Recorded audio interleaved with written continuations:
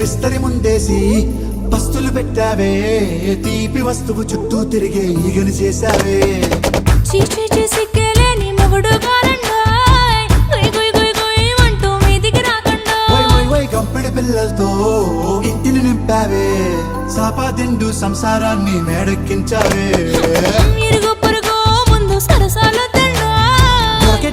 పడుకోరే కుక్కలాగా మీ వాళ్ళు, ఏం చేస్తాం ఎక్కేస్తాం ఇట్టాగే డాబాలు.